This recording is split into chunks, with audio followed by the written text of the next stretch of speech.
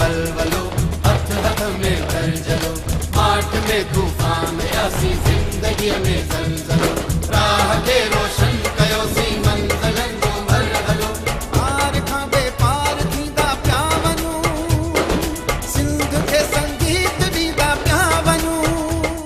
1 अक्टूबर 2004 ते पंहिंजे पहिरें नशरे खां वठी अॼु ॾींहुं ताईं सिंध टीवी नेटवर्क सदियनि जे तहज़ीब जे पड़ाॾे ऐं मिटीअ ऐं माण्हुनि जे संगम जे नारनि सां सिंध जे माण्हुनि जो अक्स बणियल रहियो आहे। सिंध जे माण्हुनि जे ॾुखनि ॾोलावनि तकलीफ़ुनि सियासी समाजी ऐं मुआशी मसइलनि खे सिंध टीवी नेटवर्क उजागर कंदो रहियो आहे। इहो ई सबबु आहे जो दुनिया जी कुंड कड़छ में मौजूदु सिंधियुनि सां गॾु सिंध में रहंदड़ ॿी ॿोली ॻाल्हाईंदड़ बि सिंध टीवी नेटवर्क खे जीअं में जायूं ॾिनियूं। इन जो चिटो सबूत 1 अक्टूबर 2019 जो ॾींहुं आहे जॾहिं माण्हुनि पंहिंजे जीअ में जायूं ठाहींदड़ सिंध टीवी नेटवर्क जी कामयाबी सां तय कयल 15 सालनि जे सफ़र जूं ख़ुशियूं मल्हायूं ऐं ठिकराठे में तक़रीब कोठा सिंध टीवी नेटवर्क जी सालगिरह जो केक कटियो वियो। तक़रीब में फंक्शनल लीग अॻवान फ़कीर मोहम्मद आज़िम मोहतिम प्रेस क्लब जे सदर हज़रत गुल पठान सतार महर ऐं ॿियनि शिरकत कई। न्यूज़ सुल्तानपुर जे रिपोर्टर महमूद महर मियां अली गोहर इंढड़ अयाज़ समायर ऐं ॿियनि शिरकत करे केक काटियो। सालेपट में बि सालगिरह मल्हाई वई। सालगिरह तक़रीबन में मुक़ररनि चयो त सिंध टीवी नेटवर्क हर तरह पाण मल्हायो आहे। सिंध जे ख़िलाफ़ थींदड़ हर साज़िश खे सिंध टीवी जी स्क्रीन तां मुंहुं टोड़ जवाब मिलियो आहे। उन सां गॾोगॾु